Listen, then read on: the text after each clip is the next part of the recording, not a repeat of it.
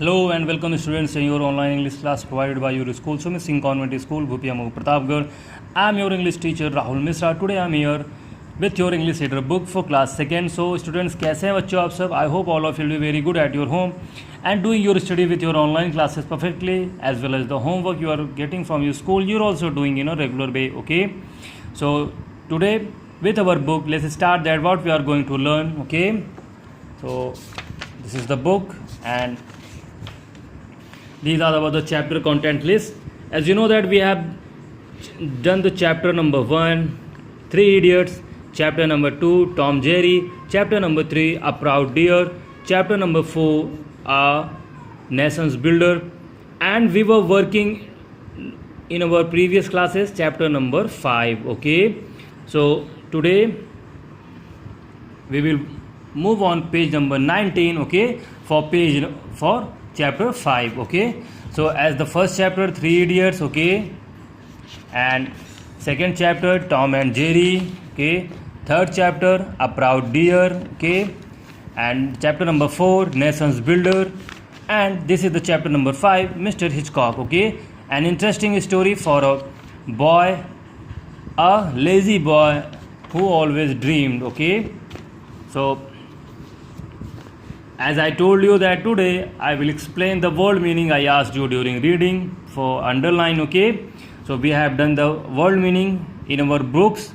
So ये जो books में वर्ड मीनिंग है ये आपको लिखनी है अपनी कॉपी में. ओके, तो चलिए हम अंडरलाइन वर्ड मीनिंग्स को लिखते हैं. ओके, तो हमारा first you will prefer date on your copy, then chapter number, chapter name. Okay, mister Hitchcock. Now आप एक बीच में डिवाइडिंग लाइन बनाइए, एक साइड आप वर्ड, अदर साइड मीनिंग लिखेंगे.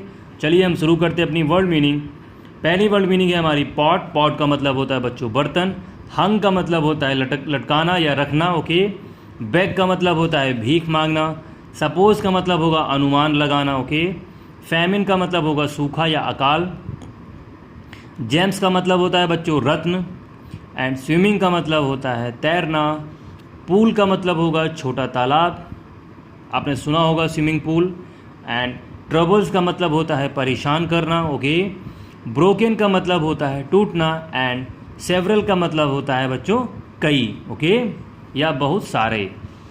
सो after word meaning we will move to the comprehension exercise, that is answer the following questions. Okay, so एक heading डालिए अपनी कॉपी में.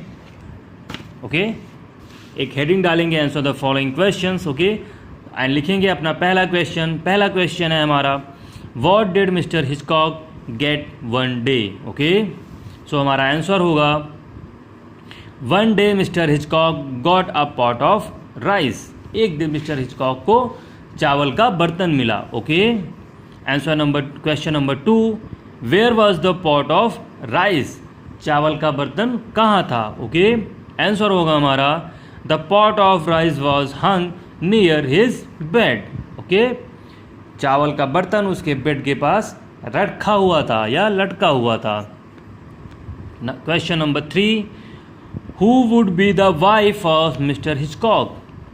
मिस्टर हिचकॉक की पत्नी कौन बनेगी. ओके, तो आंसर होगा हमारा the princess would be the wife of mister Hitchcock.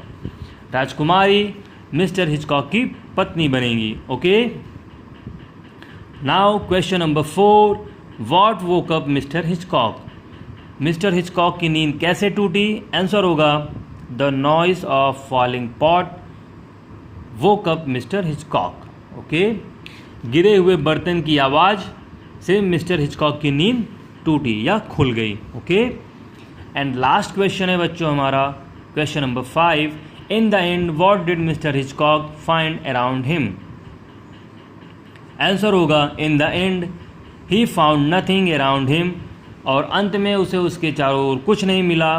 And as well as he lost his pot of rice too. और अंत में उसने अपने चावल का बर्तन भी खो दिया. ओके बच्चों, so this is it for the question answer segment.